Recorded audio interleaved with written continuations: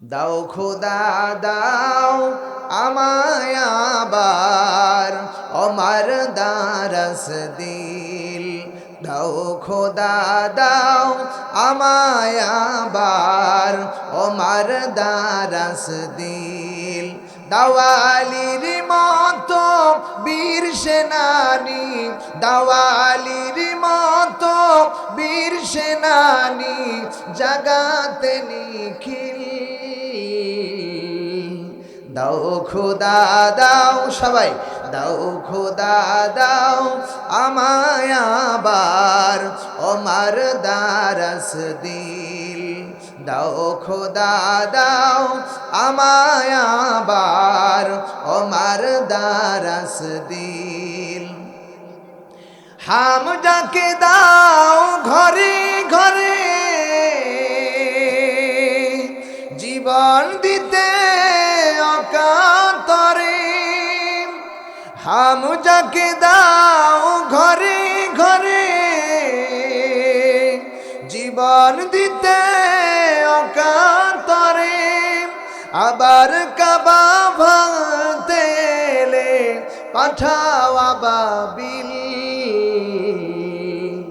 দাও খোদা দাও আমায় আবার আমার দারস দিল।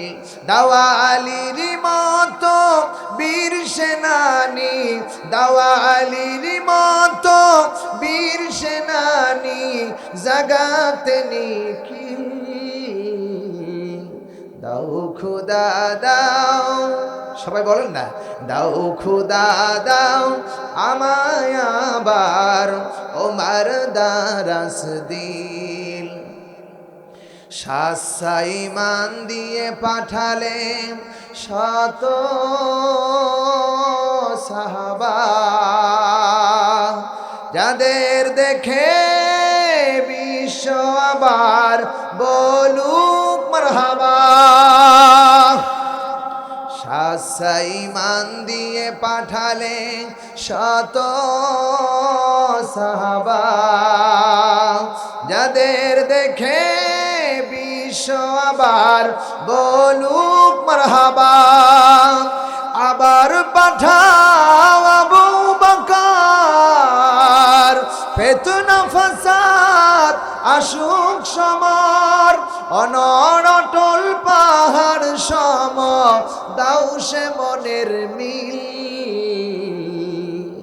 দাও খোদা দাও আমায় আবার ওমার দারস দিল। দাও খোদা দাও আমায় আবার ওমার দারস দিল। আলহামদুলিল্লাহ। ঐতিহ্যবাহী জেলা গাইবান্ধা, দক্ষিণ মরদহ বাইতুন নূর জামে মসজিদের উন্নতি কল্পে এবং যুব সমাজের উদ্যোগে, যুব সমাজের উদ্যোগে আয়োজিত আজকের এই দ্বিতীয় বার্ষিক ঐতিহাসিক তাফসীরুল কোরআনে কারীমের মাহফিলের সুযোগ্য স্বনামধন্য সাহেবে সদর সম্মানিত সভাপতি জনাব মোহাম্মদ ওবায়দুল হক সরকার মাদ্রাজুল আলিয়া তাবারাকাল্লাহু ফি হায়াতি, মহান রবের দরবারে দোয়া করছি আল্লাহ যেন তার নেক হায়াত দারাজ করে, বলি আমিন। আরো জোরে বলুন আমিন। আজকের মাহফিলের প্রধান অতিথি, বিশেষ অতিথিবৃন্দ, আমন্ত্রিত হযরত ওলামায়ে কেরাম, আমার সামনে বসা পৃথ্বী সমতুল্য মুরব্বিয়া নিয়ে যান, প্রাণডাল ইসলাম প্রেমিক তরুণ যুবক ভাইয়েরা, অত্যন্ত স্নেহের খুশিকাছারা, পর্দার অন্তরাল অবস্থানরত আমার মাথার তাজ, মাথার মুকুট, আবেদা সালেহা মা ও বোনেরা, সেই মহান স্রষ্টার দরবারে, রাব্বুল ইজ্জাত দরবারে কালেমাত শুকর আদায় করছি এবং সিজদায় মাথা অবনত করছি, যিনি আমাদেরকে সুস্থ রেখেছেন। সুস্থ রাখার মালিক কে? আওয়াজ দিয়ে বলা লাগবে, চিল্লায় বলেন কে? আর একটু আওয়াজ দিয়ে বলেন কে? যিনি অত্যন্ত ভালোবেসে মহব্বত করে কোরআনে কারীম মানবতার মুক্তির সনদ, কোরআন শোনার জন্য গভীর রাত্রে আমাদেরকে কোরআনের সামনে এনার করে বসার তৌফিক দান করলো।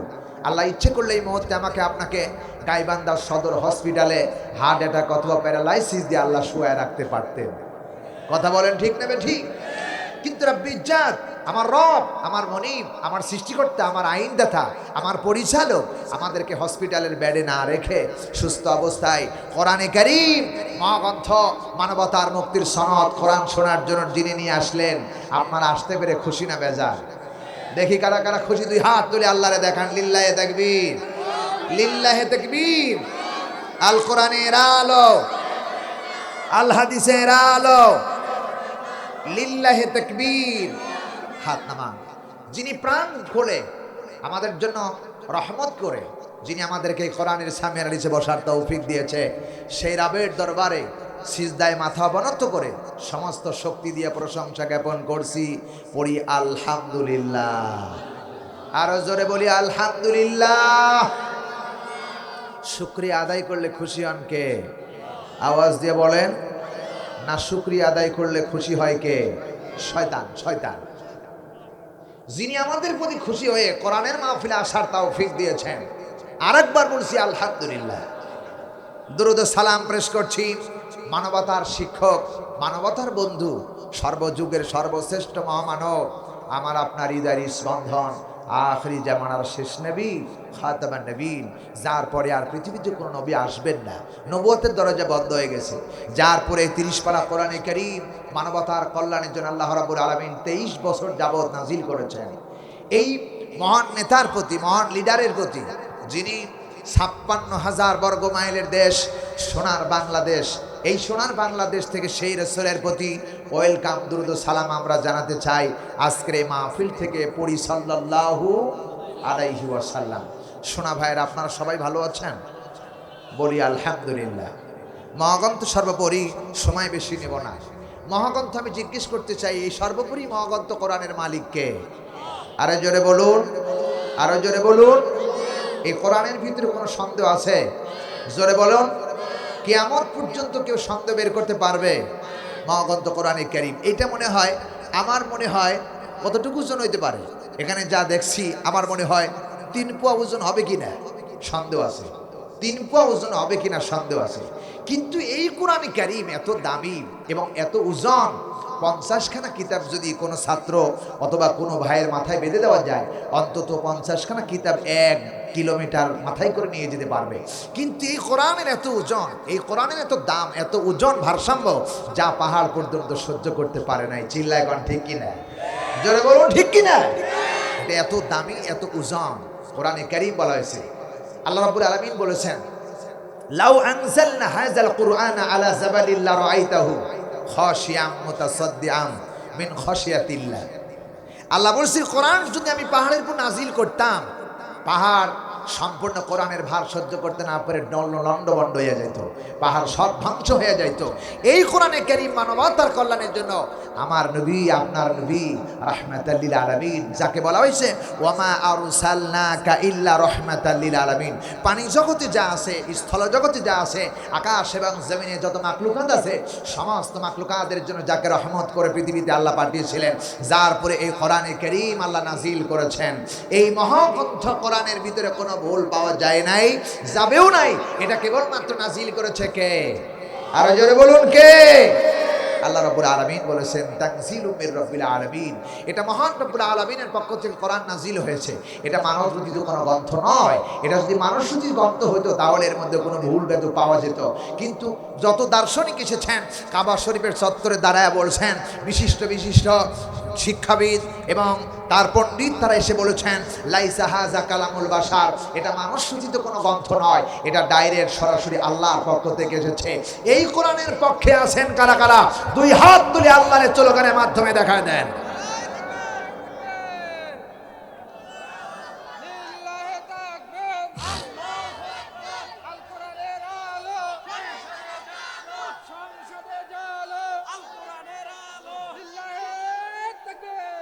হাত নামান, হাত নামান, হাত নামান। মেসেজ দেই,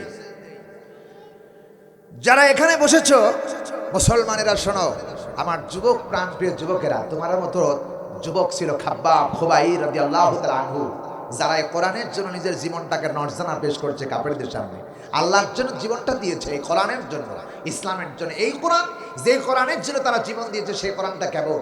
এখানে যারা এসেছো, বাড়ি থেকে এসেছো যারা, কোরআনের মাহফিল শেষ করে তওবা করে যারা বাড়ি ফিরবা, মায়ের পেট থেকে সন্তান যেমন ভূমিষ্ঠ হয় নিষ্পাপ অবস্থায়, যারা এখান থেকে বাড়ি ফিরবা, আল্লাহর কসম তাদের জীবনে একটি গুনাহ থাকবে না, গুনাহে মাসুম হয়ে বাড়ি ফিরবে। বলি আলহামদুলিল্লাহ।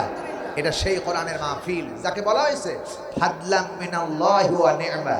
পৃথিবীতে যত আল্লাহর পক্ষ থেকে দরদ এবং ভালোবাসা এবং নিয়ামত আল্লাহ পৃথিবীতে বান্দার জন্য পাঠিয়েছে, তার মধ্যে সর্ববৃহত্তম এই কোরআনে কারীম। সুবহানাল্লাহ বলতে চায় না? আরেকটু জোরে বলুন। এই কোরআন দিয়ে যদি আমার পরিবার চলে, এই কোরআন দিয়ে যদি আমার গ্রাম চলে, এই পরিবার দিয়ে যদি র‍্যাব চলে, এই পরিবার দিয়ে যদি আজকের সেনাবাহিনী চলে, এই পরিবার যদি বাংলার রাষ্ট্র চলে, এই বাংলা আজ কোরআন দিয়ে যদি আজকের পার্লামেন্ট চলে, আমার মনে হয় দুর্নীতি, সন্ত্রাস, চাঁদাবাজি অপেন আর থাকবে না। দুর্নীতি, চাঁদাবাজ বাংলাদেশ থেকে পালাতে বাধ্য হবে। চিল্লায় এখন ঠিক কিনা? সুতরাং এই কোরআনের আইন আমরা চাই কি চাই না? চাই কি চাই না? কোরআনের আইন আমাদেরকে প্রতিষ্ঠিত করতে হবে, কারণ কোরআনের আইন ছাড়া শান্তি আশা করা যায় না। চিল্লায় এখন ঠিক না ঠিক? কোরআনের শাসন যারা করেছিলেন তারা শান্তিতে ঘুমাচ্ছিলেন। আবু বকর, ওমর, উসমান, খাব্বাব, খুবাই রাদিয়াল্লাহু তাআলা আনহু, যারা কোরআন দিয়ে রাষ্ট্র চালানোর কারণে তারা নারী হেফাজত পেয়েছেন, তারা কি করেছেন? সান্ত্বনা পেয়েছেন, তারা নিরাপত্তা পেয়েছেন, তারা কি রাতের আধার নয়নে চলাফেরা করেছেন, তারা কোনো সংস্কৃতে পড়েন নাই কোরআন রাষ্ট্র চালানোর কারণে। তার একটু বাস্তব কথা বলি, আমি কোরআনের আয়াতের দিকে যাব। কোরআনের রাষ্ট্র গ্রহণ করলে, কোরআনের রাষ্ট্র চালালে কি হয় এই ব্যাপারে একটু বলছি। হযরত ওমর রাদিয়াল্লাহু তাআলা আনহু যখন খেলাফত পেলেন, রাষ্ট্রের প্রধান হলেন, শুনতেছেন কথা? কোরআনের রাষ্ট্র যখন তিনি আমাদের এই ৫৬,০০০ বর্গ মাইলের দেশ সোনার বাংলাদেশের মতো একটা রাষ্ট্র নয়। হযরত ওমর রাদিয়াল্লাহু তাআলা আনহু ছিলেন অর্ধ জাহানের খলিফা, প্রেসিডেন্ট। হযরত ওমর রাদিয়াল্লাহু তাআলা আনহু কোরআনের রাষ্ট্র কায়েম করেছেন, কোরআনের আইন চলে।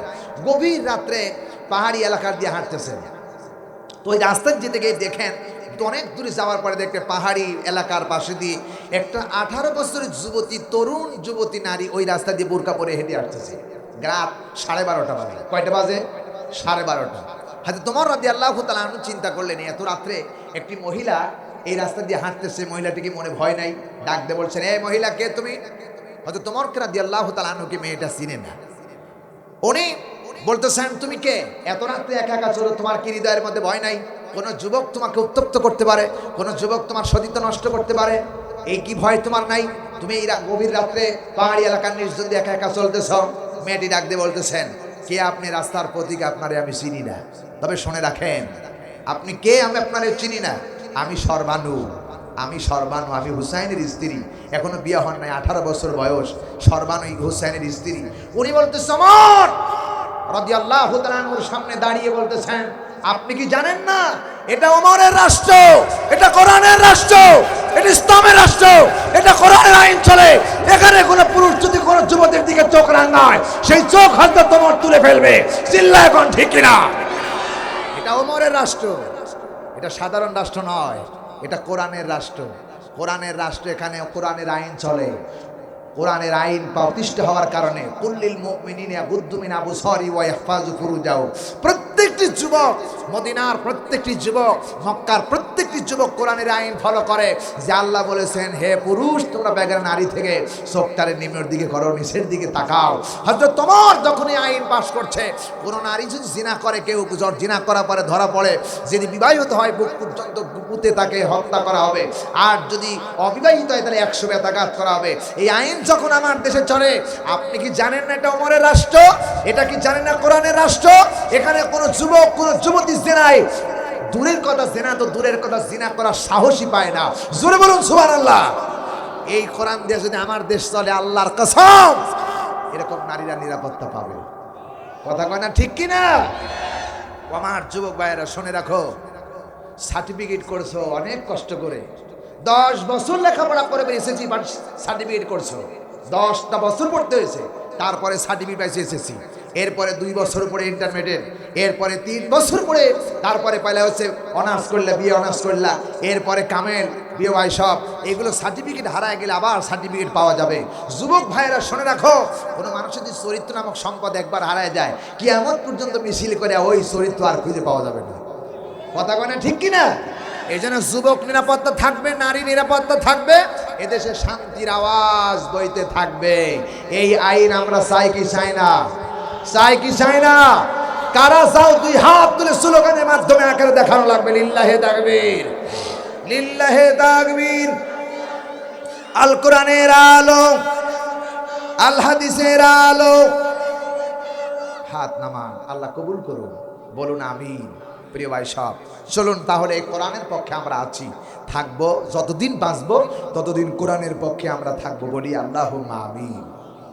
আমি কোরআনে কারীম থেকে ছোট্ট একটা আয়াত, তাগাবুন থেকে একটা আয়াতে কারিমা তেলাওয়াত করেছি। এখান থেকে কিছু আলোচনা করব ইনশাআল্লাহ। আল্লাহ আমার রব্বুল আলামিন যেন আমাদেরকে তৌফিক দান করে, বলি আমিন।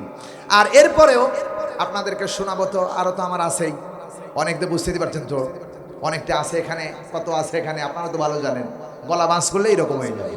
তবে আমরা একটু কোরআন থেকে তাফসির শুনবো, কারণ যেহেতু তাফসির মাহফিল লেখা হয়েছে, সেহেতু আমরা একটু কোরআনের হক আদায় করে কথা বলা লাগবে। চিল্লা বলেন ঠিক না বেটি?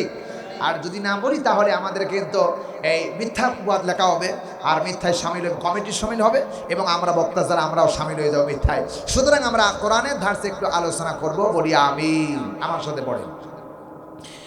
আউযু বিল্লাহি মিনাশ শাইতানির রাজীম।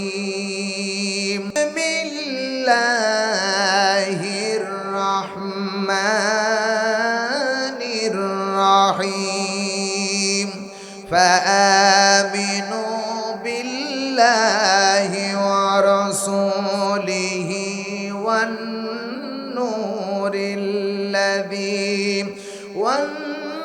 والنور الذي أنزلنا والله بما تعملون خبير। আওয়াজ দেবেন আল্লাহু আকবার, আরো জোরে বলেন আল্লাহু আকবার।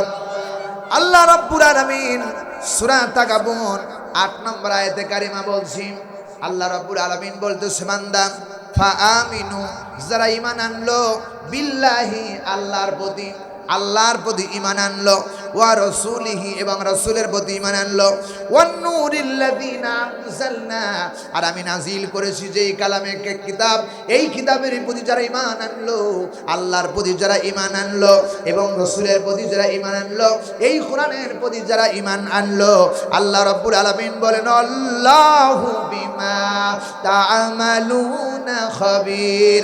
কারা আমার প্রতি ঈমান আনলো, আর কারা কোরআনের প্রতি ঈমান আনলো, আর রাসূলের প্রতি কারা ঈমান আনলো, এই খবর দুনিয়ার কেউ যদিও না জানে, একজন জানে সকল খবর, তিনি কে? আওয়াজ দিয়ে বলেন কে?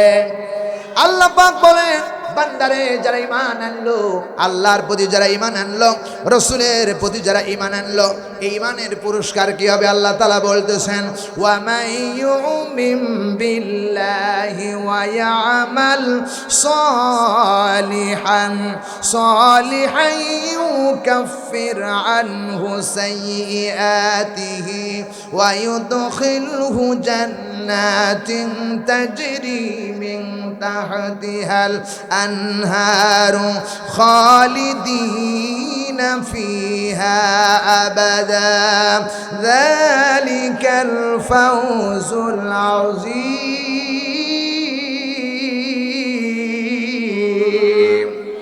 আর জোরে বলেন আল্লাহু আকবার। আল্লাহ পাক বলতেছেন, নবী হে, গোটা পৃথিবীর মানুষকে কথা শোনায় দেন, আর কথা জানায় দেন, ওয়া ইউমিন বিল্লাহ, যারা আল্লাহর প্রতি ঈমান আনবে, ওয়া ইয়ামাল সলিহান ইউকাফির, আর ভালো ভালো কাজ নিজের জীবনটাকে সাজাবে।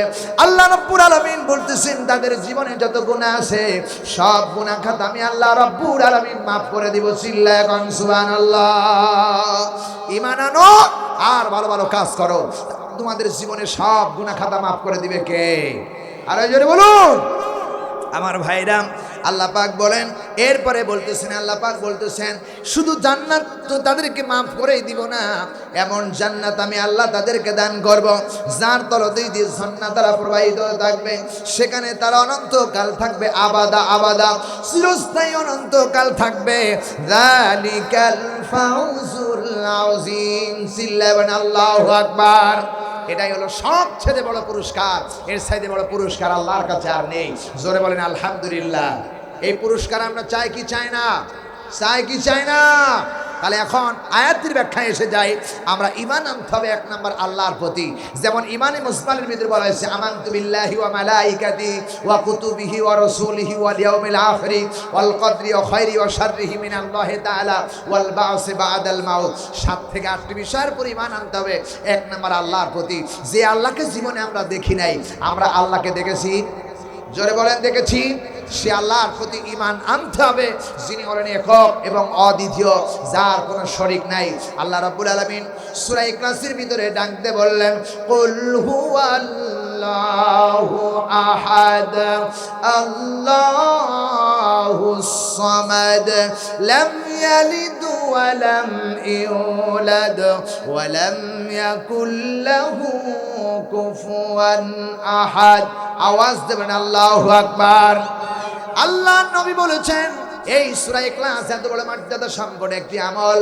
রাসূল বলেন যে ব্যক্তি 10 বার কোরআনের সূরা ইখলাস তেলাওয়াত করবে, আল্লাহ নবী বলেন তার জন্য পার্সোনাল আল্লাহ রাব্বুল আলামিন জান্নাতের ভিতরে একটা বাড়ি বানায় দিবেন। চিল্লায় কোন সুবহানাল্লাহ। যে ব্যক্তি 3 বার কোরআনে কারীমের সূরা ইখলাস তেলাওয়াত করলো, পূর্ণ কোরআনে কারীমের এক খতম সওয়াব পেয়ে গেল। জোরে আল্লাহু আকবার। এত মর্যাদা সম্পন্ন এই সূরার ভিতরে রয়েছে। আল্লাহ রাব্বুল আলামিন বলতেছেন সেই সূরার ভিতরে কি বলতেছেন? আল্লাহ বললেন ঈমান আনো সে আল্লাহর প্রতি। কুল হুয়াল্লাহু আহাদ। নবী আপনি শুনায় দেন আল্লাহ এক অদ্বিতীয়, আর কোন সার্বভৌমত্বের এক আল্লাহ ছাড়া আর কোন আল্লাহ নাই। চিল্লায় এখন ঠিক কিনা? আছেন আছেন? আর কোন আল্লাহ নাই পৃথিবীতে, মাত্র একজন আল্লাহ। আল্লাহ যদি 2 জন হইতো তাহলে কি হইতো জানেন? এই সূর্য পশ্চিম দিক থেকে উঠতো, একজনে বলতো সূর্য পশ্চিম দিকে উঠবে, আর একজনে বলতো পূর্ব দিকে উঠতো। আল্লাহ আল্লাহ টক্কর লাগতো, গোটা পৃথিবী কাঁচের বাসন মতো ভাঙা টুকরা হয়ে যেত। কথা কয় না ঠিক কিনা? কিন্তু এক আল্লাহ। আজ পৃথিবীতে কোনো হরতাল নাই, মিছিল নাই, মিটিং নাই। আকাশের তারকা যেভাবে চলতেছে, ওয়াকাফা বিল্লাহি ওয়াকিলা, যেভাবে আল্লাহ চালায় সেভাবেই চন্দ্র চলে, যেভাবে তারকারাজি চলে সেইভাবেই চাঁদ চলে, সেইভাবে সূর্য চলে, সেইভাবেই বাতাস চলে। পূর্ব দিক থেকে সূর্যোদয় হয়, পশ্চিমে অস্তমিত যায়। জীবনেও কোনদিন হরতাল মিছিল করলো না আমি আর পূর্ব দিক থেকে উঠবো না, পশ্চিম দিক থেকে উঠতে চাই। আবার যদি আল্লাহ হুকুম দিবেন সেদিন ওয়াশ-শামসা ওয়াল কমারু বিহুসবান, তার নির্দিষ্ট পথে চলতেছে, আল্লাহ যেদিন হুকুম দিবে পশ্চিম দিকে উঠো, সেই দিন আবার সূর্য পশ্চিম দিক থেকে উঠবে। কথা কয় না ঠিক না ভাই? এই হুকুম মানে কার? আরো জোরে বলেন কার? বাতাস হুকুম মানে কার? আরো জোরে বলেন কার? মানুষ হুকুম মানবে কার? জোরে বলুন। আল্লাহ বলছেন আল্লাহ তা'বুদু ইল্লাল্লাহ। মানুষ কেবলমাত্র হুকুম মানবে, এক গোলাম, এক আল্লাহর গোলামি করে, এক আল্লাহর হুকুম করবে। মাঠে ঘাটে সব জায়গায় গোলামি করবে মানুষ কার? জোরে বলুন কার? আল্লাহর গোলামি করতে হবে। প্রিয় ভাই সাহেব, সে আল্লাহর প্রতি ঈমান আনো যে আল্লাহ ছাড়া আর কোনো আল্লাহ নাই। প্রিয় ভাই সাহেব, 2 নাম্বার আল্লাহ পরিচয় দিচ্ছেন। আল্লাহ বলছেন আল্লাহুস সামাদ। আমি তো ফকির না, আমি তো বাদশা, আমি তো মহাবাদশা, আমি তো রাজা, আমি তো পূজা নয়। তোমরা সবাই পূজা আর আমি হলাম বাদশা। তাবারাকাল্লাযী বিয়াদিহিল মুলকু ওয়া হুয়া আলা কুল্লি শাইইন কাদির। আল্লাহ বলছেন সব কিছুর রাজাকে। কথা কয় না? বোঝা যায় না? কথা বোঝা যায়?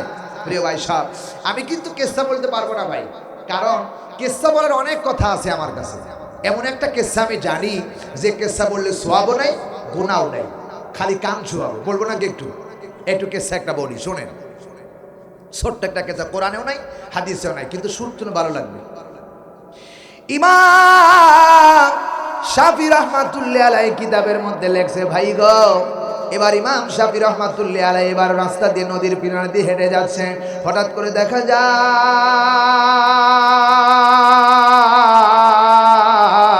ওই রাস্তার মধ্যে একজন বুড়িমা অধর নয়নে কাঁদতেছে। আমার ভাইরা, কান্না দেখে, বুড়িমার কান্না দেখে ইমাম শাফি রাহমাতুল্লাহ আলাইহি এবার মনের মধ্যে দয়া হয়ে গেল। এবার শাফি ডাক দিয়ে বলে, ও বুড়িমা, আপনি কেন এই জায়গায় কাঁদতেছেন? কারণটা কি বুঝতে পারলাম না। এবার বুড়ি ডাক দিয়ে কয়, ও ইমাম শাফি, আপনার কাছে বলে লাভ নাই, আমি আমার মনের দুঃখে কাঁদতেছি। ইমাম শাফি ডাক দিয়া বলতেছেন, কেন কাঁদতেছেন? আছেন আমার একটু জানাইয়া দেন। এবার মেয়েটি ডাক দিয়ে বলে, সাফিরে আজ থেকে 20 বছর আগে এই নদীতে আমার কলিজার টুকরা সন্তান বিবাহ করে নৌকা করে নিয়ে আসতেছিলাম। এমন সময় মাঝি মাল্লা সহ নববধূ সহ পুত্র সহ মাঝি মাল্লা সহ 20 বছর আগে এই জায়গায় নদীর ভিতরে ডুবে মারা গেল। আমার ভাইরা এই দুঃখে 20 বছর পর কাঁদতেছি, যেই দিনে আমার নববধূ সহ ছেলে সহ ডুবে মারা গেল, এই দিনটা আজকের এই দিন মনের দুঃখ কাঁদতেছি। ইমাম সাহেবের বোন দয়া হয়ে গেল। এবার ইমাম সাহেব নদীর দিকে এরকম করে আঙ্গুল সংকেত করে বলল, 20 বছরের হারানো ছেলে নববধূ পুত্র সহ মাঝি মাল্লা সহ নৌকা ভেসে আসো। আমার ভাইরা রে, বলা মাত্র সঙ্গে সঙ্গে নদীর ভিতরে 20 বছর হারানো নৌকা ভেসে আসলো। চিৎকার দিয়া কন সুবহানাল্লাহ। সুবহানাল্লাহ বলে ফেললেন। ভালো লাগলো না? ভালো লাগলো না? সুরটা ভালো লাগলো না? আল্লাহর কসম, মিথ্যা কথা, বাজে কথা, আজে বাজে কথা, এরকম কোনো ঘটনা নাই। এসব মিথ্যা কথা, বাজে কথা। আবার আমার দেশের ওয়াজ হয়, বেঈমান সাপ আর ইমানদার সাপ রসুলের দরবারে যা কালেমা গ্রহণ করছে। আল্লাহর কসম, কোরআনেও নাই, হাদিসেও নাই। বাজে কথা, এগুলো সব বাজে কথা। তাফসীর মাহফিল লেখা হয়েছে, একটা আয়াত নাই, 2 ঘন্টা ওয়াজ করছে, একটা আয়াত পড়ছে, একটা আয়াত ব্যাখ্যা দিতে দেন, ওই রহিমার কাহিনী বলতে বলতে শেষ, 2 ঘন্টা শেষ, কোরআনের কোনো ব্যাখ্যা নেই। কথা কয় না, ঠিক কিনা?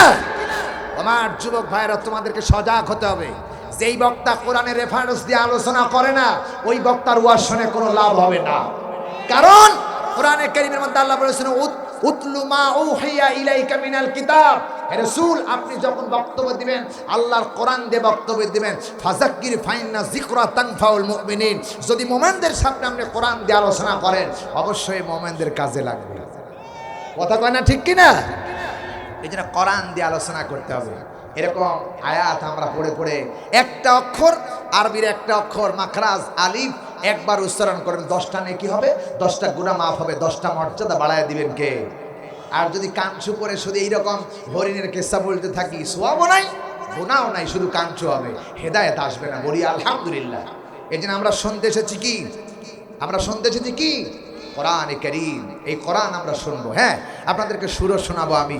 মুফতি আমির হামজা, বজলুর রশিদ, খালেক, শুনলেন তো একটু নাকি? আপনারা শুনছেন তো ইনশাআল্লাহ? এরপরে সরমানা পীর সাহেব, এরপরে আরো অনেক রয়েছে আলহামদুলিল্লাহ। মিজানুর রহমান আজহারি, আপনাদেরকে শোনাবো। আজকে অন্তত 4টা শোনাবো। কয়টা শুনবেন আপনারা? কয়টা শুনবেন আপনারা? শুনতেছেন কয়টা? একটা শুনতেছেন, আলহামদুলিল্লাহ। বলি আলহামদুলিল্লাহ। তাই আল্লাহ রাব্বুল আলামিন বলেছেন, নবী হ্যাঁ, ফাআমিনু, ঈমান আনবে যারা, বিল্লাহি, আল্লাহর প্রতি যারা ঈমান আনবে, সে আল্লাহ তাআলা বলতেছেন আল্লাহু সামাদ, আমি কারো মুখ খাপে কিনা। তারপরে সবার দুনিয়ার সমস্ত মানুষ হলো ফকির, আর সবার চাইতে তিনি হলেন ধনী, তিনি হচ্ছেন আল্লাহ। চিল্লায় কোন ঠিক কিনা? আমার ভাইয়েরা, বাদশাহ সুলতান মাহমুদের দরবারে ব্যাখ্যা এনেছেন। দেখে বাদশাহ সুলতান মাহমুদ আল্লাহ রাব্বুল আলামিনের সিজদা দিয়া আল্লাহর ইবাদত করতেছেন। ফকির বেটা দাঁড়ায় আছেন, দীর্ঘক্ষণ সিজদার থেকে তিনি মাথা উঁচু করলেন। মাথা উঁচু করে ডান দিকে সালাম দিলেন, বাম দিকে সালাম দিলেন। সালাম দিয়ে হাতখানা উঠায় দিলেন আর বলেন, রাব্বুল আলামিন, জীবনে যা কিছু প্রয়োজন আমি বাদশাহ সুলতান মাহমুদ তোমার দরবারে চাইতেছি। উদউনি আস্তাজিব লাকুম, তোমারে ডাকতেছি, আমার যা কিছু প্রয়োজন তুমি আল্লাহ আমারে দিয়ে দাও। এমন সময় ফকির বেটা দাঁড়ায় শুনতেছেন, বাদশাহ সুলতান মাহমুদের চোখ দিয়ে দরদর করে পানি পড়তেছে। পানি পড়ে গাল ভিজে গেছে, দাড়ি ভিজে গেছে, জামা ভিজে যায়। বাদশাহ সুলতান মাহমুদ হাত নামায় না, এত কান্না রুল পড়ে গেছে। ফকির বেটা দাঁড়ায় আছেন। বাদশার মনোজাত শেষ হয়ে গেল। ফকির বেটা দরজা থেকে বাড়ির দিকে রওনা হয়ে গেছে। বাদশাহ সুলতান মাহমুদ দেখে বলেন, এই ফকির বেটা, তুমি আমার দরবার থেকে কেন রওনা করেছ? বাদশাহ দরবার, সুলতান মাহমুদের দরবার থেকে ফকির ডাকতে বলতেছেন, বাদশাহ নামদার, এসেছিলাম আপনার কাছে কিছু চাওয়ার জন্য, কিন্তু চাইলে না কেন? বাদশাহ নামদারের সামনে ফকির বলতেছেন, বাদশাহ, আমি আপনার দরবারে এসেছিলাম কিছু নেবার জন্য। আপনি হলেন বাদশাহ, এই বাদশার কাছে কিছু চাইলে আমি অনেক কিছু পাবো, এই জন্য আপনার কাছে এসেছিলাম।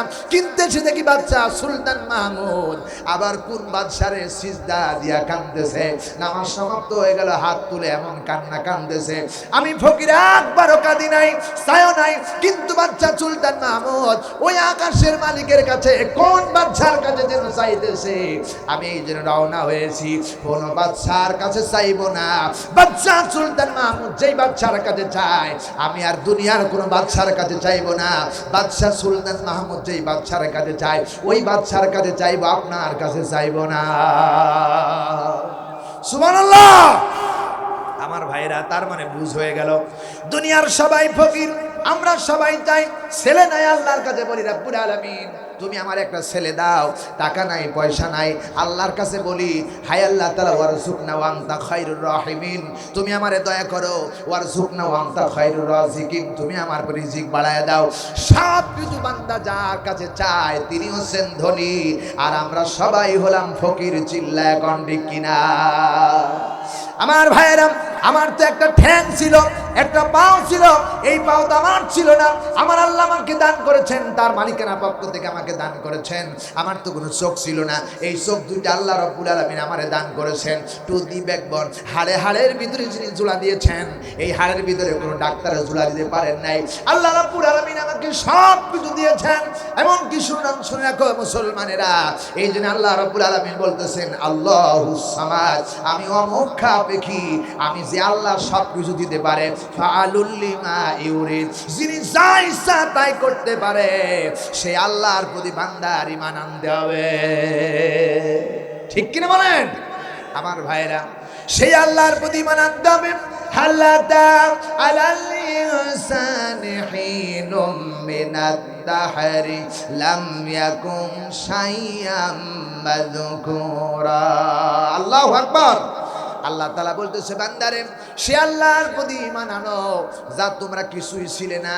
আল্লাহ রাব্বুল আলামিন তোমার বাবার সুলারু থেকে সবে মাত্র এক ফোঁটা পানি তোমার মায়ের রেহেমের ভিতরে যাওয়ার কারণে এই পানির ভিতরে লক্ষ লক্ষ কোটি কোটি নকশা যিনি করেছেন, একই মায়ের সন্তান একই বাবার পর্যন্ত 10টা সন্তান হয়েছে।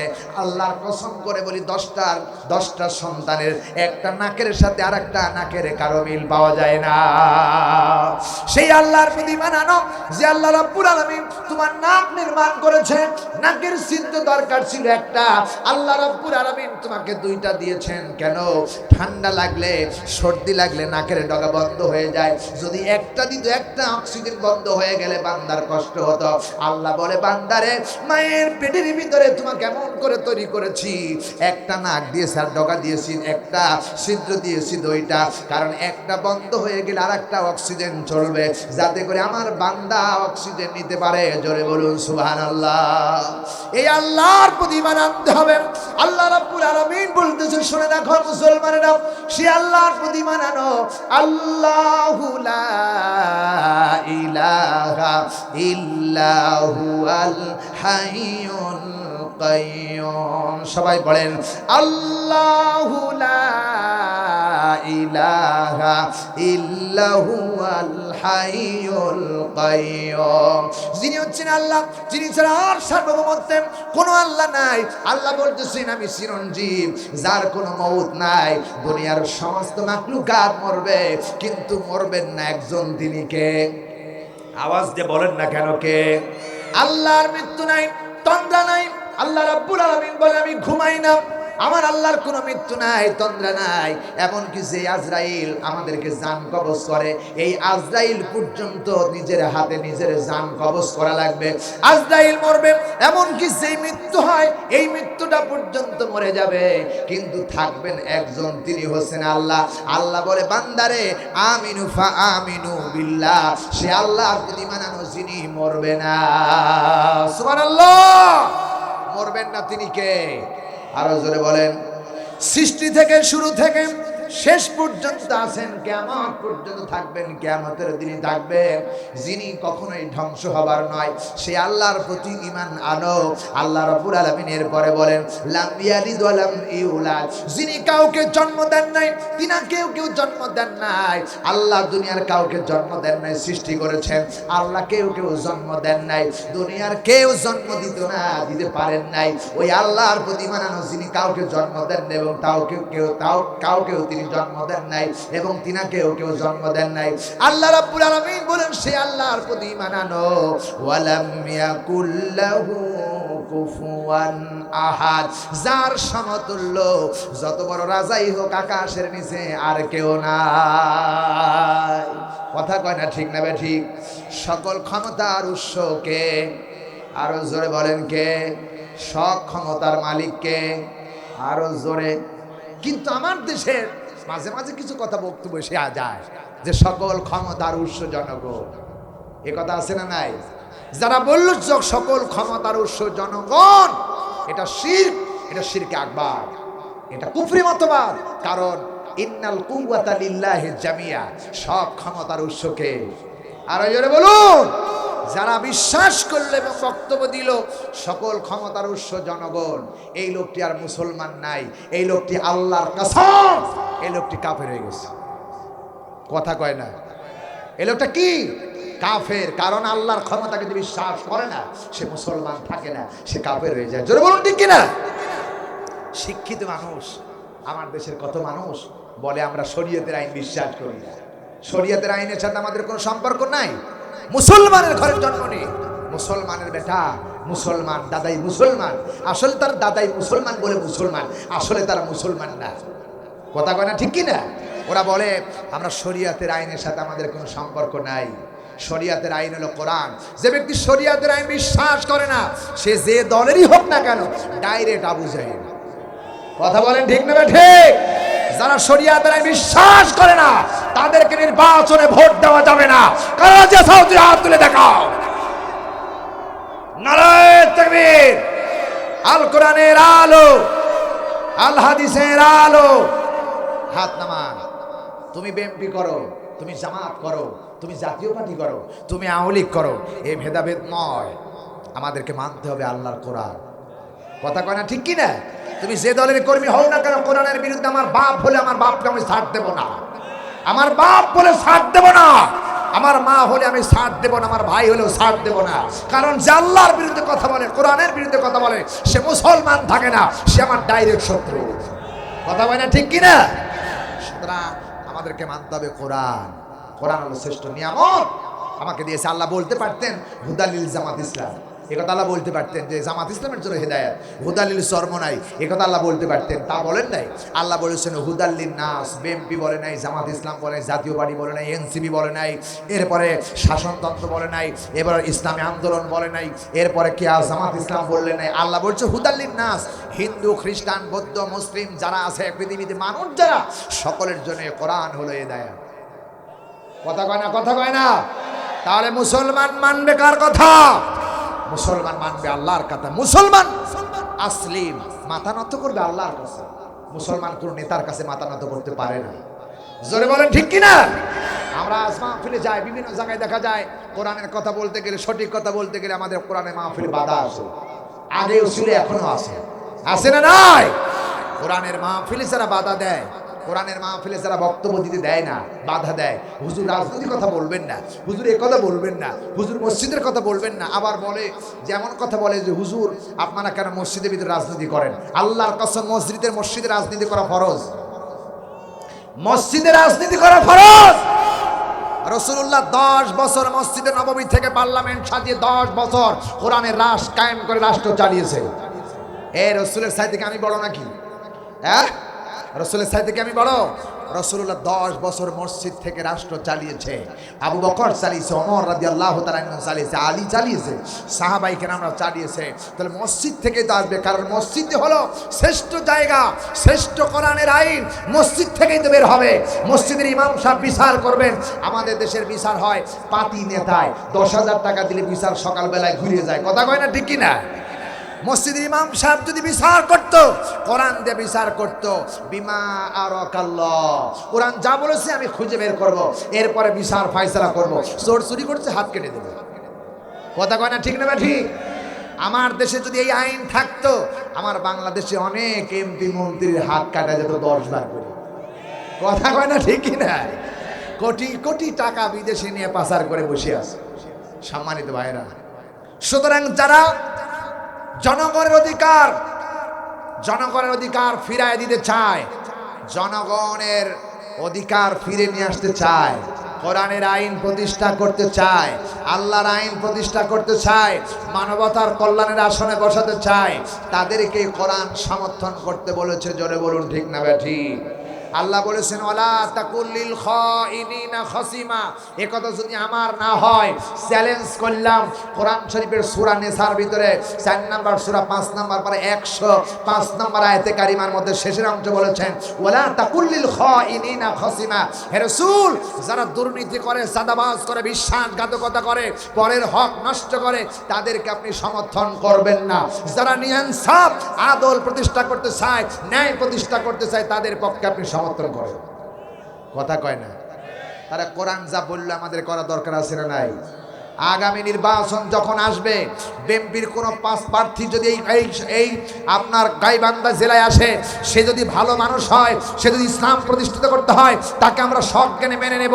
আমার প্রিয় বন্ধুগণ, আর যদি কোনো জামাতের ক্যান্ডিডেট আসে, সে যদি কোরআনের আইন প্রতিষ্ঠা না করে মানবতার রচিত মতবাদ কায়েম করতে চায়, তাকে আমরা গ্রহণ করব না।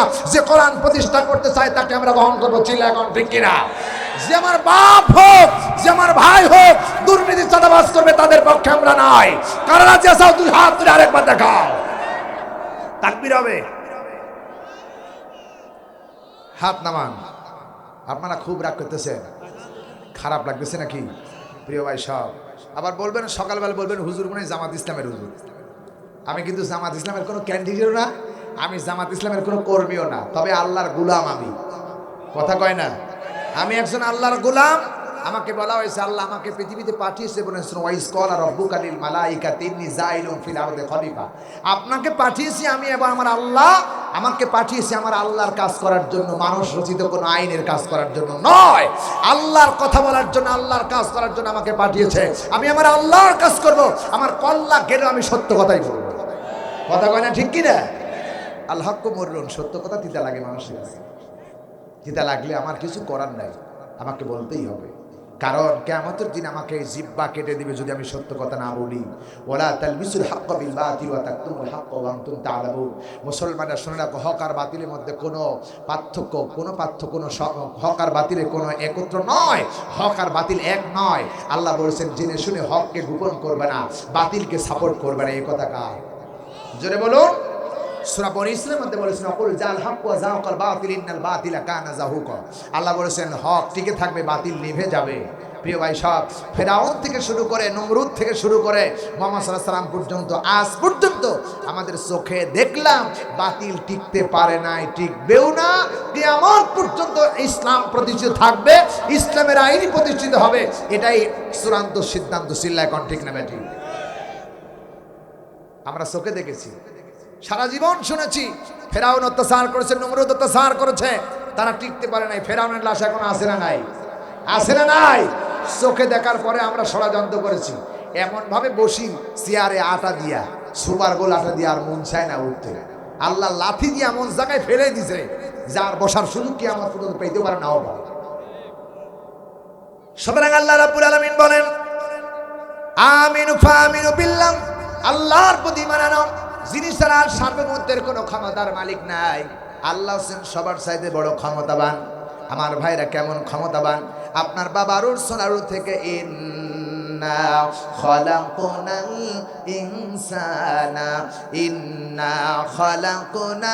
ইনসানা মিন নুতফাতিন আমশাজ। বাবার সোনারু থেকে মার বাবার মিলনের মাধ্যমে সবে মাত্র একটু পানি মায়ের রেহেমের ভিতরে গেল। আল্লাহ কেমন ক্ষমতার মালিক! একটি মাত্র পানি, ওই পানির ভিতরে দিয়ে 10টা সন্তান মায়ের পেটের ভিতরে আসলো। 10টার চেহারা 10 রকম বানায় দিল, 10টার নাক 10 রকম বানায় দিল, 10টার চোখ 10 রকম বানায় দিল, 10টার মাথার চুল 10 রকম বানায় দিল, 10টার চোখের পাপড়ি 10 রকম বানায় দিল, 10টার হাতের নখ 10 রকম বানায় দিল, 10টার পায়ের নখ 10 রকম বানায় দিল। এমন কি ওই পানির ভিতরে আল্লাহ রাব্বুল আলামিন নকশা করলেন, এমন নকশা, ওই পানির ভিতরে একটা নকশা করলেন নারী, আর একটা নকশা করলেন পুরুষ, আর একটা নকশা করেছেন হিজরা। ঠিক না বে ঠিক? একই পানির ভিতরে নকশা করেছেন আমার আল্লাহ। ওই আল্লাহর প্রতি ঈমান আনো আমার ভাইরা। মারাজাল বাহরাইন ইয়ালতাকিয়ান বাইনাহুমা বারযাখুল লা ইয়াবগিয়ান।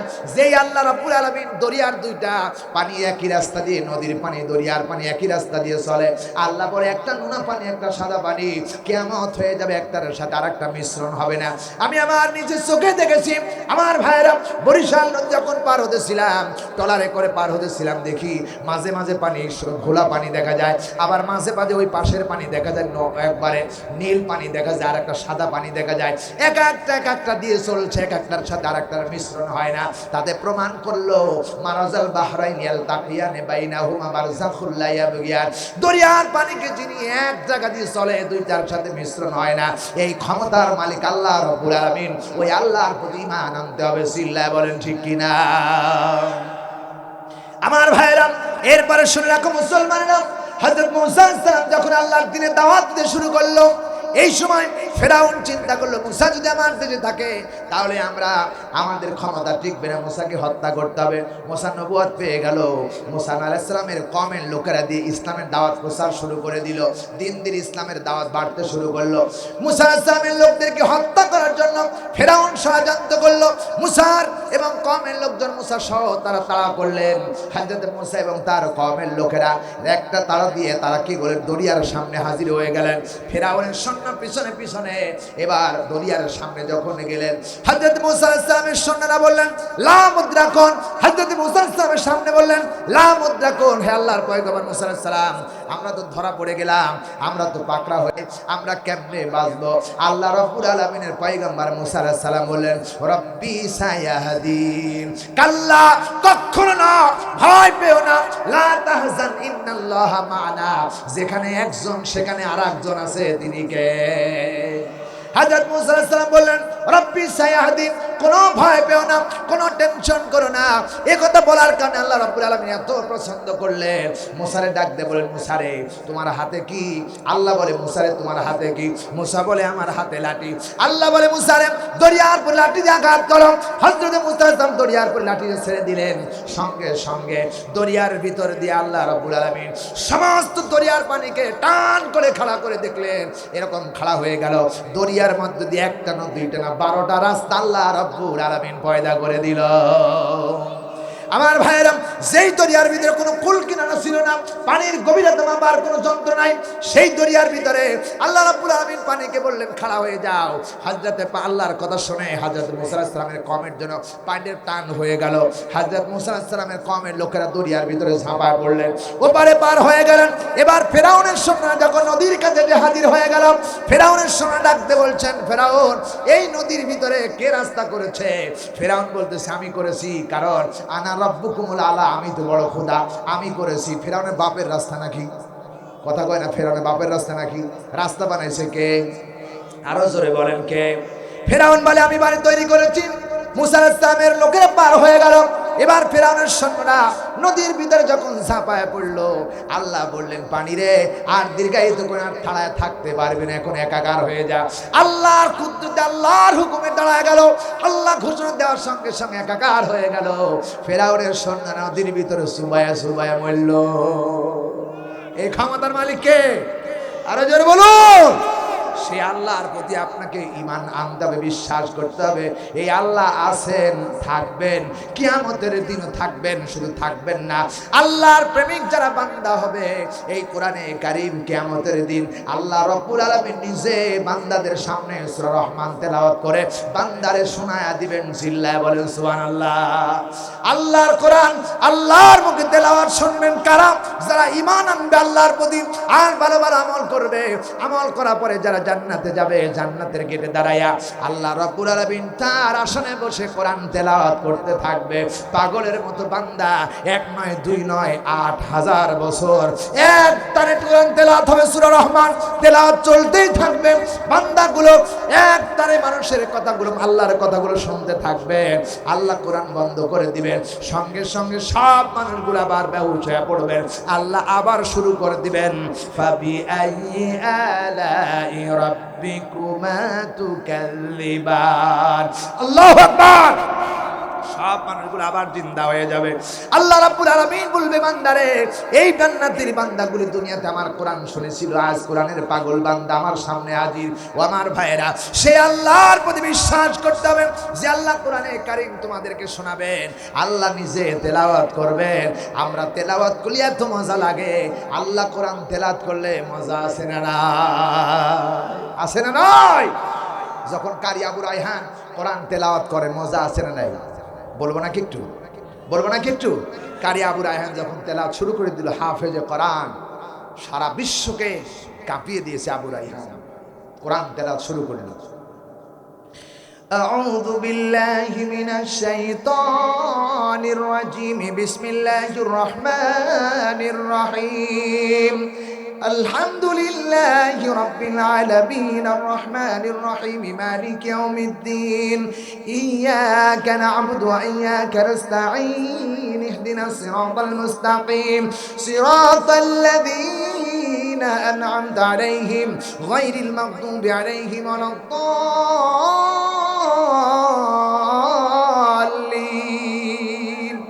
أرجو الله أكبر الرحمن علم القرآن خلق الإنسان علمه البيان الشمس والقمر بحسبان والنجم والشجر يسجدان والسماء رفعها ووضع الميزان ألا تطغوا في الميزان وأقيموا الوزن بالقسط ولا تخسروا الميزان الله أكبر আর যখন আল্লাহু আকবার। আবার যখন নাজমুস সাকিব তেলাওয়াত করে, কি মধুর কথা! এক একটা কারি, এক একটা হাফেজ এক এক রকম করে তেলাওয়াত করে। সুবহানাল্লাহ বলবেন না? আল্লাহ কি সুন্দর দিয়েছেন। নাজমুস সাকিব যখন তেলাওয়াত করে এরকম, আউযু বিল্লাহি মিনাশ শাইতানির রাজীম বিসমিল্লাহির রহমানির রহিম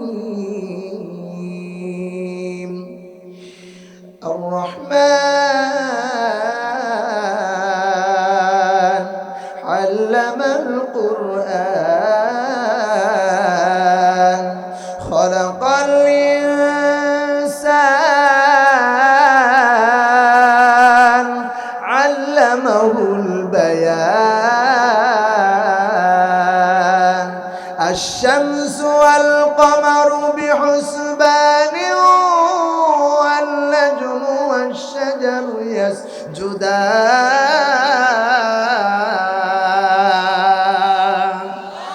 একটু উঁচা কণ্ঠ যখন খুব সুর দিয়ে বলে পড়ে, فبأي آلاء ربكما تكذبان خلق الإنسان من صلصال كالفخار وخلق الجن من مارج من نار فبأي آلاء ربكما تكذبان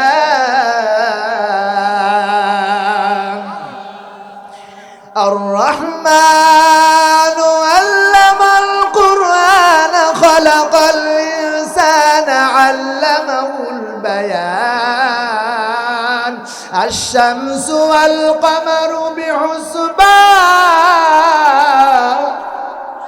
الله أكبر কি মজার কিতাব!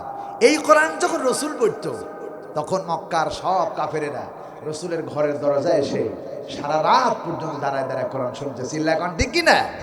আমরা 1 ঘন্টা 2 ঘন্টা শুনলে বলে হুজুর আর চলতেছে না, ঘুম লেগে গেছে। কাফেররা সারা রাত দাঁড়ায় দাঁড়ায় কোরআন শুনছে। আবু জেহেল ধরা পড়ে যাবে, উতবা সাহেবা ধরা পড়ে যাবে বলে ফজরের নামাজের আগ দিয়া দৌড় দিছে। এখন 2 নেতাই টাক্কর খাইছে। এবং ডাক দেয়া গলে কি মুগিরা বলতেছেন, আবু জেহেল তুমি না বলছো কোরআন শুনতে আসবে না? কয় মোহাম্মদ যখন কোরআন শরীফ পড়ে তখন আর ঘরে থাকতে মন চায় না, এই জন্য কোরআন শরীফ শুনতে আসছি একা একা। তোমরা কেমন আইছো? জোরে বলে আলহামদুলিল্লাহ। এই কোরআন সেই কিতাব। সুবহানাল্লাহ বলবেন না? আর জোরে বলুন আলহামদুলিল্লাহ। আবার সাইদি সাহেব যখন পড়তো আরো মজা লাগতো, মনে হয় কোরআন শরীফ নাজিল হচ্ছে। বলবো নাকি? কি সুন্দর বলেন, আলহামদুলিল্লাহি রাব্বিল আলামিন আর রহমানির রহিম। সবাই বলেন, আর রহমানির রহিম মালিকি ইয়াউমিদ্দিন ইয়্যাকা না'বুদু ওয়া ইয়্যাকা নাস্তাঈন اهدنا الصراط المستقيم صراط الذين أنعمت عليهم غير المغضوب عليهم ولا الضالين।